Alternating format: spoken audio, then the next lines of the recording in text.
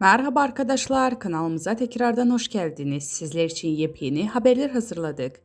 Bergüzar Korel, imkanı olan Londra'ya gelsin sözlerinden sonra gelen eleştirilere tiye aldı.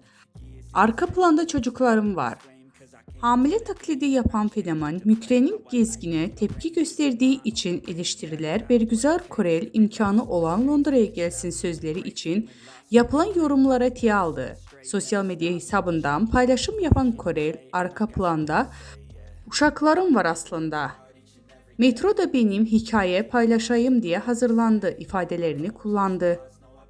Üç çocuk annesi Bergüzar Korel, TikTok üzerinde hamilelik ve doğum yaparak videolar yayımlayan trans fenomen Mükrem Gezgin'in tepki gösterdi. Londra ve İstanbul arasında mekik dokuyan Korel, imkanınız varsa gelin dediği gelen eleştirilere cevap verdi. Sosyal medya hesabından yaptığı paylaşımlarla zaman zaman gündem olan oyuncu, yurt dışında yaşadığı için gelen eleştirilere metroda çektiği fotoğrafları yanıt vererek şu sözleri tiye aldı. Fotoğrafların arka planı